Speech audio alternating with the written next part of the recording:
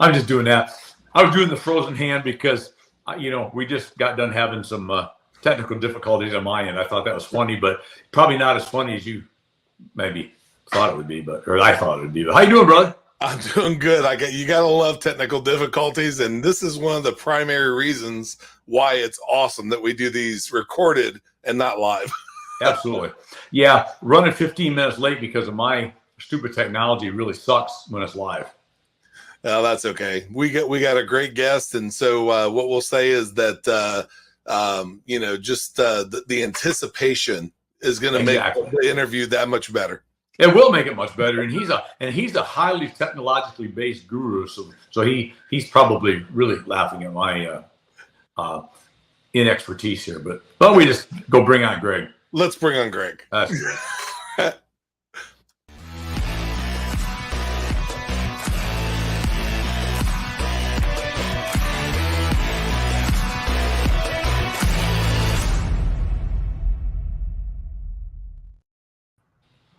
Hey, my brother, what's up? Not much, Randy. How you doing today? I'm doing great.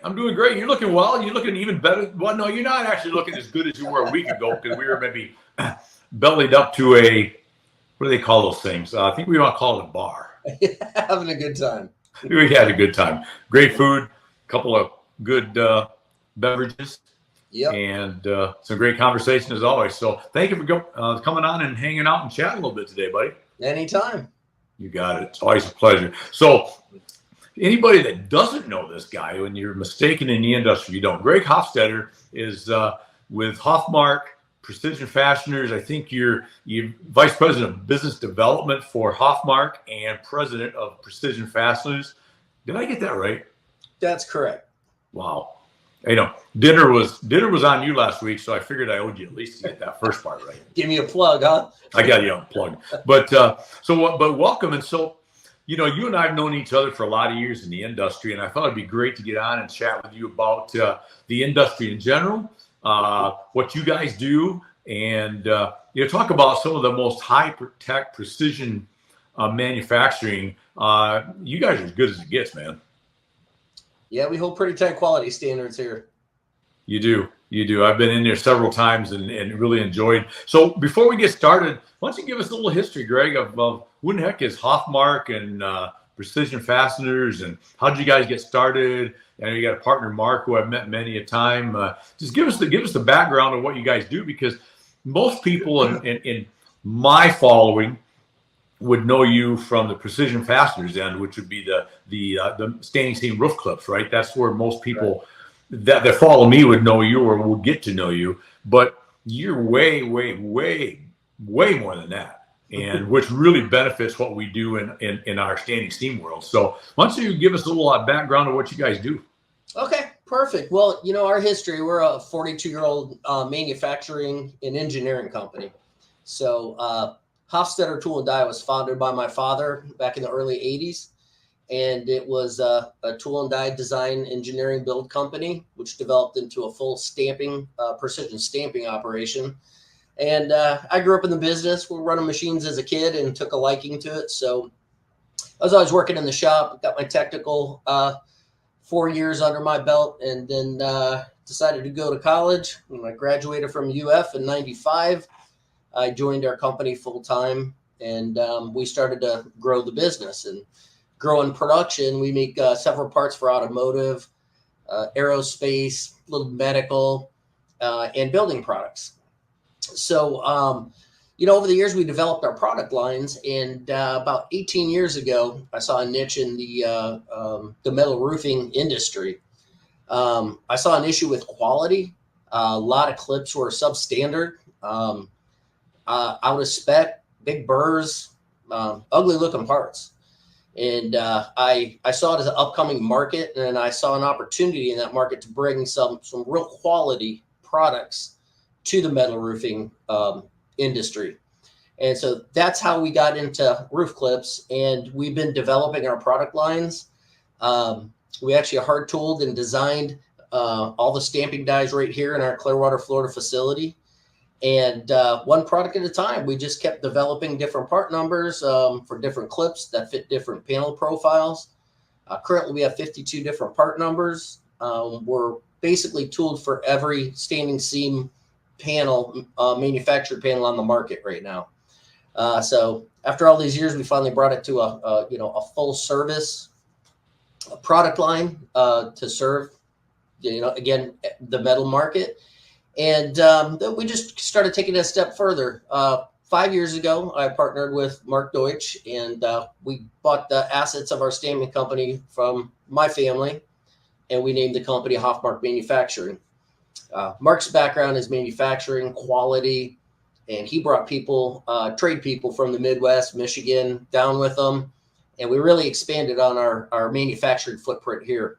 That's quality systems, increased output production lines, you name it. We've been investing for 5 years.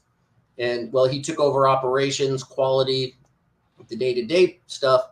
I focus more on business development. Really, the roof clips and precision fastener is really the product line that we're focused on now. So we sell the full line of clips. We do distribute accessories such as screws and sealants, tapes, ventilation, things you would need to also use to put a metal roof on. And that's kind of where we are today. So we've now grown and moved into a new facility with just precision fasteners, and carrying a lot more inventory, and just kind of really trying to become known in the market and known for our quality. So that's kind of the story there. Yeah, and it's a great story. And I'll tell you what I was first impressed about. Well, the first was, I think you had me at the Gaylord property. I think is where we first met in Orlando, wasn't it? That's it. Many years ago, sitting outside, a little outdoor pub, and I think you bought me a Guinness or something. So little did you know that that's really all it took. But Your buds. I played easy. I was easy. No hard to get with Randy. But so over the years, Greg, you and I have become not only great friends and buddies, and get together several times a year, but doing some stuff together business-wise as well. And the first time I came up to your plant in Clearwater, it was the first time. I've been in a lot of manufacturing plants in my life as a lifelong representative of manufacturers in the building materials world. You end up at manufacturing plants, whether it's customers that I deal with or manufacturers that I represent. And I got to tell you, the very first time there, and I've been there several times, is the not only the cleanliness, but the technology and the precision, which fits your name very well, of what you guys do. And what I want people to understand when they think roof clips, you can think of that as kind of an ancillary, almost me too. Yeah, I guess I got to have some roof clips too to stick this standing seam panel on. But there's so much more that goes into that. And you recognized it early on. And I guess the point I'm getting at is the proof is walking through your plant and seeing all of the stuff that, and I'm going to say something here, and correct me if I'm wrong with my comment, but making a roof clip, you could get away with a lot more than making products that I've seen you make there for aerospace and automotive. I mean, you want to talk about being fine-tuned, tolerances, dead nuts on. I mean, that's the real deal there. You're talking about things that go into Boeing aircraft and those kind of things, right? So that really lends itself well to people that want to look at buying metal roof clips from Precision Fasteners, is that you're getting the Cadillac of the line, and not at a Cadillac price necessarily, but definitely the Cadillac or the Mercedes or whatever you want to call it, the line, because of all the things that you do. And if I remember, and I'm talking a lot, but I think you told me one time when you showed me your lab, everything you do for the metal roof clip side is no different than what you do for the aerospace or automotive side, right? It all gets the same QT, right? That's correct. Yeah, we flow, even though Precision Fastener is a separate business, that's just a distribution name in a brand for us. But from the manufacturing side, all of our roof clips do flow through our same facility here at Hofmark Manufacturing, and that is all 450 part numbers in volume, very intricate switches that go into the main switches that control the bottom half of aircraft. The quality standards are very high. Our facility has to be clean, well organized, because we adhere to ISO 9000 and AS 9100 quality standards for automotive, for aerospace. So we run our roof clips through the same process. They're going through we have the same production floor, maybe different machines, which are making different products, but we usually have 3 or 4 machines running all day long that are roof clips, and they flow through our quality lab under the same inspection standards as an aerospace part would. So we hang our hat on being very confident that our roof clips are going to meet our print. And if they meet our print, they're going to meet the manufacturer panel standards. So our clips fit every time. It's a big problem if clips are too small. They crank the panel down. They're going to oil can it. They're going to make the job tough. Or if they're too loose, that's another set of problems. You can shut job sites down. Especially we ship containers to the islands in different places, and it'd be a real mess if we ship parts offshore, 200,000 pieces, and they showed up in the islands and they didn't fit the panels. I mean, we would have a mess. So that's why we're very confident in the quality standards and in our quality control process. And that's why we, in 18 years have never had a quality defect or rejection. And we're pretty proud of that. That's pretty huge, because I don't care how good a quality control that a company has, to have 0 that's a pretty low number. Tough to do better. It is. Yeah. So you mentioned, and let's chat about, you service a lot of the the Southeast for other products besides the clips, and then you ship clips to talking to my audience. You ship clips all over the U.S., Canada, the islands, wherever else you may go. I guess you probably sell them worldwide, I assume, but I guess you can speak to that. But you also distribute a nice broad assortment, as you said, of products throughout the Florida market. So talk a little bit about the Florida market and what that looks like right now for you. And I know you're growing the business there with all the other ancillary products as well as clips. So how's that treating you? Pretty well, Randy. I got to tell you, it's I just came back from a road trip a couple weeks back. We had discussed that a little bit, and the climate out there is very interesting. I mean, people in general are a little concerned where the economy is going. So they're just treading a little cautiously, but the activity is very strong, especially in the coastal regions, getting down through Fort Myers, Naples, South Florida. I'm starting to see new companies pop up. I'm starting to see small, roll former companies that were just 2 years ago a smaller operation that are turning into big operations. And the pulse was very good from what I see. And I mean, the building standards are definitely having an impact on this. Metal roofing is growing rapidly. I think it's still in its infancy, if you ask me. It's very up and coming. I think the building standards are going to dictate where you're going to kind of be pushed to go in the metal roof direction, because they simply withstand hurricanes and storms and all the things we're having problems with. And I think that I know insurance companies are starting to give discounts, especially building some places you build in coastal regions. You're not allowed to use anything but metal, such as the Florida Keys. And so we're really starting to see this take hold. I was real pleased with what I saw out there in the marketplace. I think Florida overall, their growth is strong. But I think the growth in this industry is very strong. And I was real happy with what I saw. That is the exciting thing. You and I chatted about this last week when we were together in person, that the exciting thing is, or the interesting thing about the metal roofing industry is we're still a very small percentage-wise of the overall roofing industry nationally or even worldwide, right?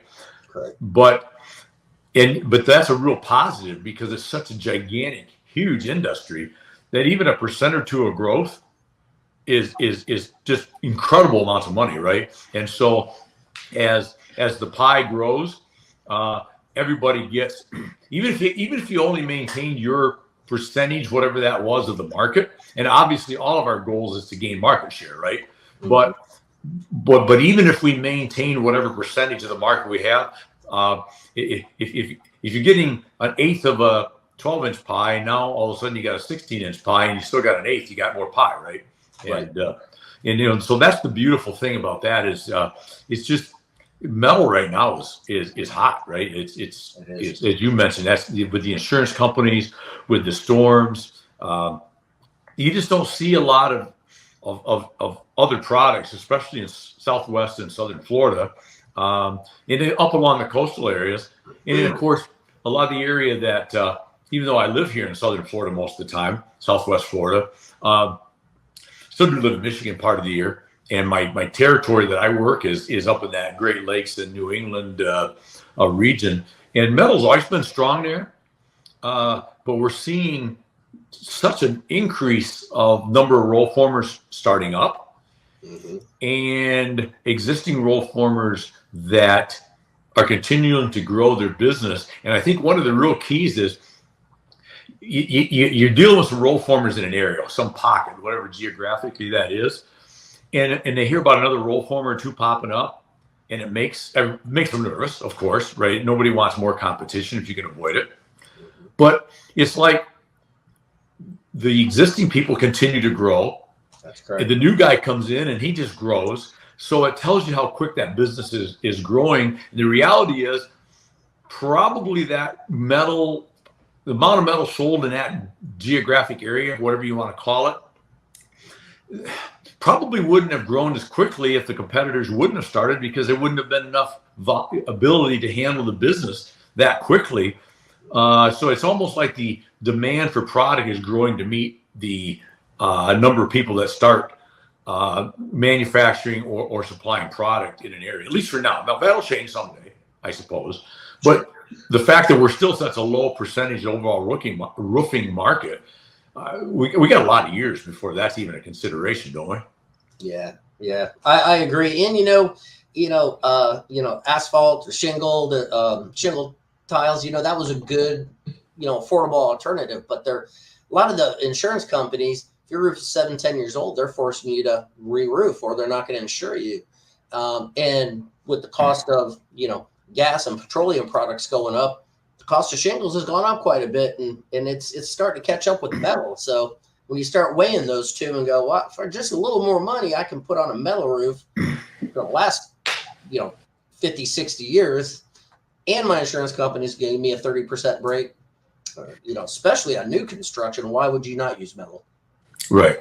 Well, and a point you just hit, Greg, is so good. I know some guys that are really, really good in-home sales folks for selling metal roofs, especially, and they're really good at walking the homeowner through that exercise, right? Okay, pick a number. It's going to cost you $12,000 for this asphalt shingle and $19,000 for the metal. Let's just use those as numbers, right? The point is, the $19,000 in 7 years doesn't change because you've spent it. You're not spending any money in 7 years. $12,000, if you got to replace the roof in 7 years, now it's $17,000-$18,000, right? That you're adding to the original 12, and you can repeat that however many times you want until the homeowner finally says, "Okay, I tap out. I got it." Yeah, because 40 years down the road, you've done that 4 or 5 times, maybe, or 0 times. And that's the beautiful part, and that's where I think a lot of guys are successful with selling the metal roofs. Is you're right, probably a little bit more upfront costs. I know we get out into the real rural areas where they're using some fasten through panels. You can get into metal not a whole lot more than shingles at all in some cases, if that's a look that you're okay with, right? And absolutely. But the beautiful thing with even that, and I think you and I talked about this again last week, is for an industry, and you and I live and breathe in the metal roofing world, let's just get metal on a roof, right? A good quality metal with a good paint. But however it is, whatever the budget looks like, the more we win together or lose together now, right? The more metal we get. I know from your standpoint, you would like to see standing seam, obviously, because you sell the clips for standing seam. But if a customer can't see themselves budget wise or looks or whatever the reason is, let's get a metal on that house, right? Because we all win because there's one more metal roof that people are going to talk good about for a long, long time, right? Mm-hmm. Yeah, and look at the 5E roof, which is the got exposed fasteners. I mean, there's nothing wrong with that. It's clearly better than a shingle roof, and that's an affordable alternative. That's not going to cost you much more. Standing seems a little more expensive, and I get it, but it's just a matter of what you're in the market for. But I see 5E roofs being a very affordable alternative. Sure, it is. It is. It's very affordable, but you like you said, you're the guys selling roofs at the retail end or in home or whatever, contractors. I think a key to remember there too is selling the difference and the advantage and why you need to pay the difference. Because if it's 12 grand for a shingle that and not to beat up on those, I have a lot of buddies in the shingle world, but if you're $12,000 for that and you're $18,000 for the metal, let's just say, it's a $6,000 sale. It's not an $18,000 sale because you were going to spend that 12 anyway. Yep. Right? Yep. Knowing that either in 7, 8, 10, 12 years, you're going to probably either replace it or you're certainly going to be spending a bunch of money on repairs.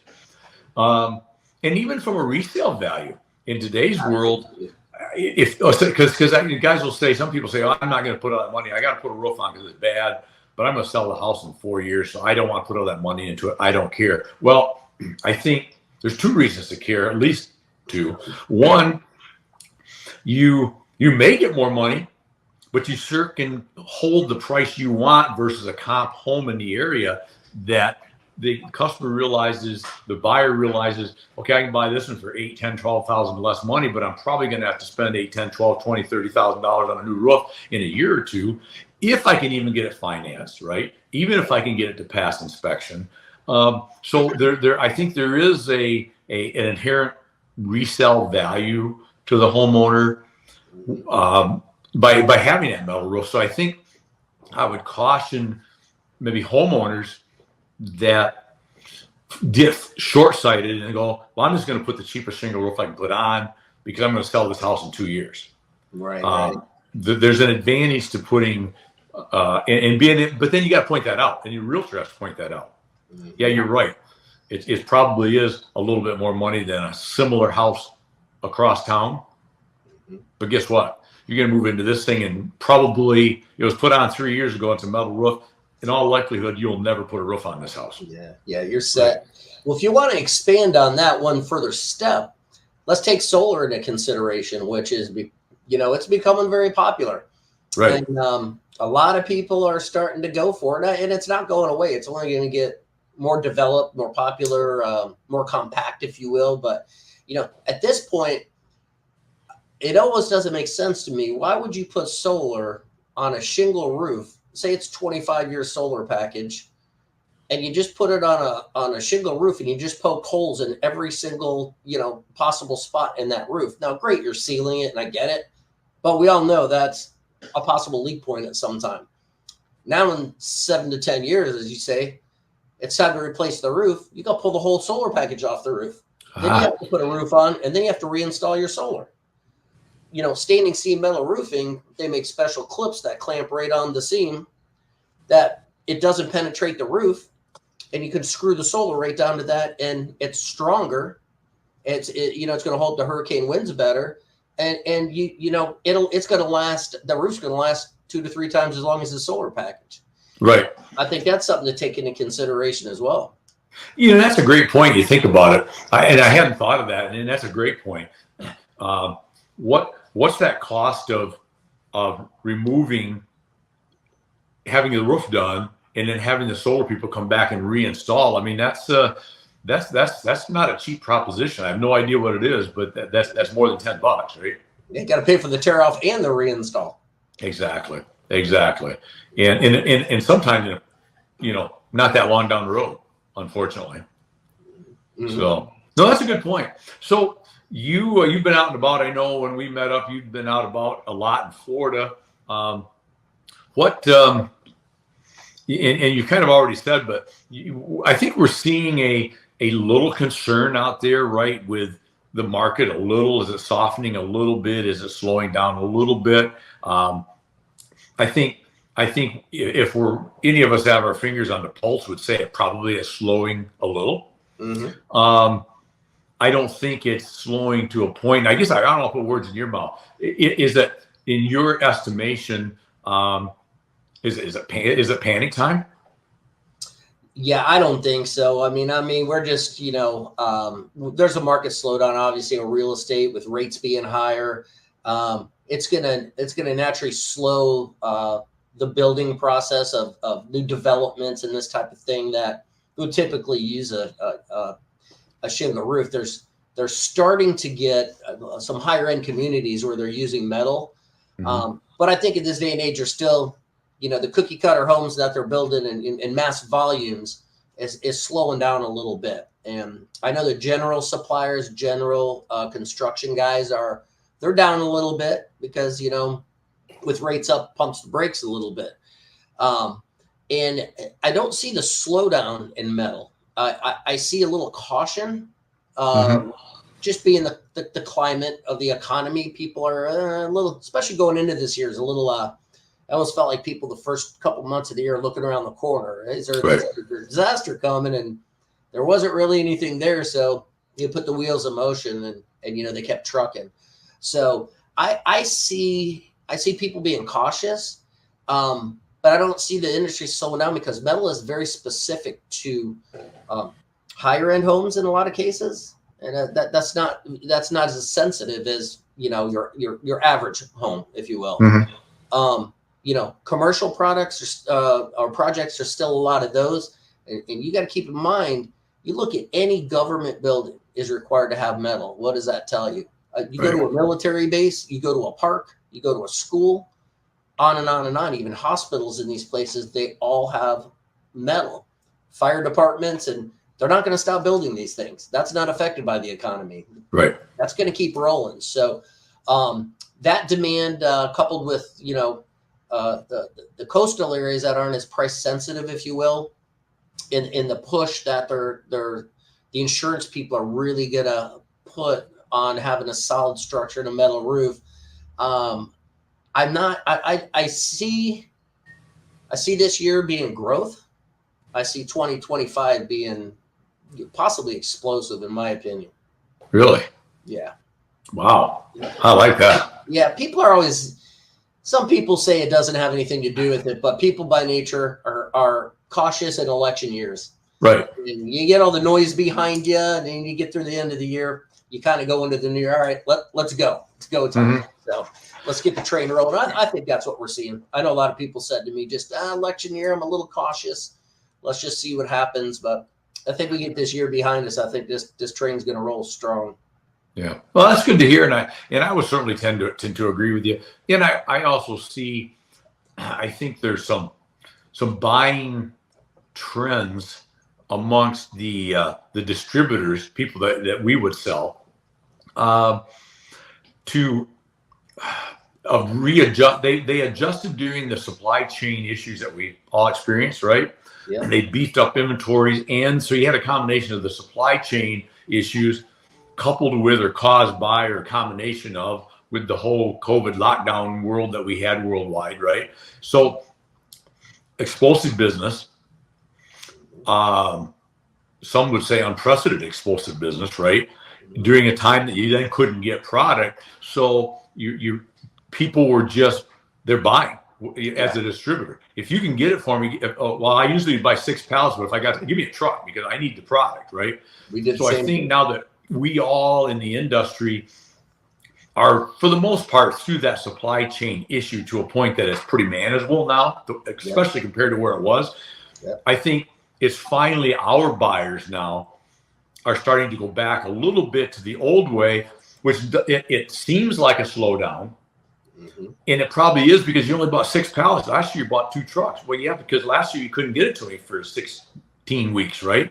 Yeah. So very good. Right. So do you see some of that, or am I off base? Yeah, you're spot on. And with the supply chain, I'm not just in the building products. I'm in exotic red metals and all kinds of crazy stuff for aerospace. So, I've seen that across the board from multiple different industries. But yeah, I did it myself. I get an opportunity. Hey, somebody's got 40,000 pounds of 18 gauge galvanized. I'll take it. I'll buy it. And next thing I know, my warehouse was stacked to the ceiling. And I kind of had to level load this last year. And I think everybody's doing the same thing. And I think that's a very good point.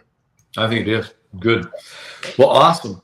So we figured out that we want to go to metalroofclips.com, and they can find out product for pretty much every, like you said, every manufactured product out there, just about. I suppose if there's a product with enough volume that you don't make that comes new on the market, you'll obviously figure out a way to make it at some point. But what else should people know before I let you get out of here? Because you've been very kind with your time, and I appreciate it. What have we missed? What's a should ask question that I should have brought up that you're saying, geez, we talked about this last week, Randy. You didn't drink that many beers, so you forgot to ask me. Right. I mean, I think the should ask question really is, what does it actually cost you to use a substandard, like a cheaper offshore fastener or clip? I mean, what does that cost? I mean, we pride ourselves on U.S. source steel, prime steel, all material certified. It's made 100% here in Clearwater, Florida, made in the USA. Quality standards are second to none. And you can't give all that in service and everything and be the cheapest guy on the street. And we're not the most expensive either, but being short-sighted and buying, I want to save, a couple $100 on this roof using a substandard product, you're going to have your end product's going to be a poor product. You could shut down an entire job site. The longer install, it's like using bad screws. You have burnouts, the clips aren't working, you're struggling. And then at the end of the day, you have unhappy customers. So, I think that's a good, a question is, what does it actually cost you to use a cheap substandard product? In this world, to me, it doesn't make any sense.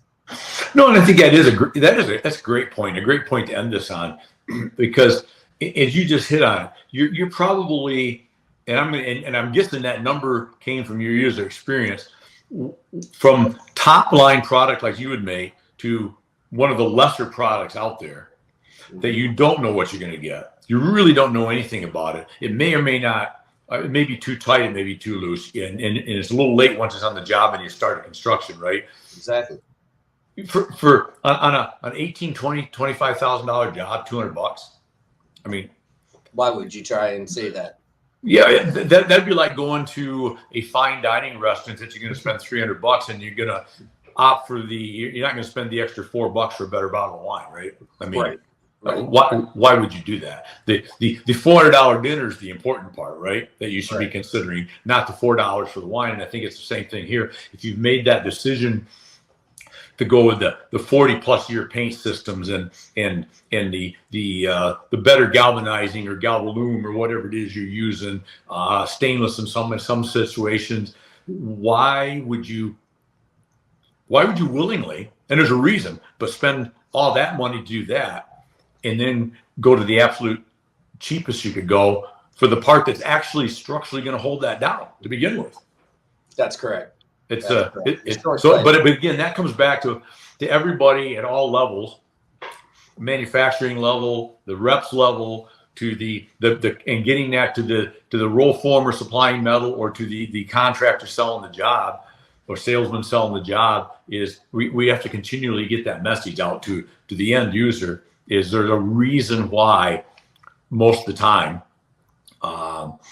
this product might be just a little bit more, and we're talking just a little bit. If we're talking, okay, it's an $18,000 job, and we're talking spending $5,000 more on clips. Yeah, that's a big deal. Right. But it'd be hard to justify, probably. Yeah.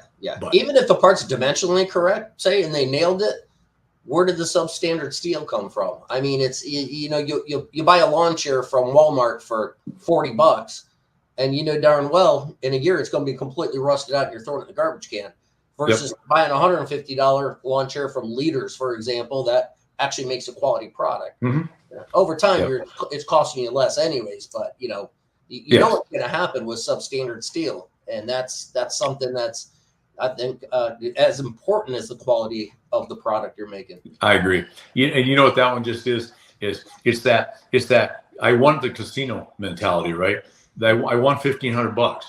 Yeah, but how many thousands did you spend over the last 3 years before you finally won $1,500, right? Nobody talks about that. Yeah, nobody, and that's the same thing. Why? Yeah, but using the Walmart, I only spent $50 on this chair, but you bought 4 in the length of time that you would have bought 1. There you go. Yeah. Right. And sustainability. Now they're all in the landfill, and you're just constantly throwing stuff out. So if you want to talk sustainability, it's not good either. Right. Exactly. Awesome, Greg. As always, thank you. It's always great to talk to you, even though it's virtually here. Maybe we'll be able to get together before I go north. If not, we'll catch up at a show coming up here somewhere again in person. Yeah, that sounds great. Thanks for having me, Randy. I appreciate it. It's always great, buddy. Thanks for bringing your knowledge and expertise, and just thanks for being a buddy, man. Hey, my pleasure, Randy. Good to see you. Yeah, you too, brother. Cheers. All right, take care. All right. Bye. And some good industry update from my friend Greg Hostetler from Hofmark Precision Fasteners up in beautiful Clearwater, Florida, or down, depending on where you're at. But anyways, get that right, metalroofclips.com. They are world-class, as we've talked about in the roof clip business, which is what most people that follow me would be interested in. So we really appreciate Greg being on today, chatting about the market and about his company and what they do. Hope you got something out of that. Make sure to share it out. And as always, remember, keep loving what you do and doing what you love. Live it, love it, own it. And go make today your best day ever. Till tomorrow. Cheers, my friends.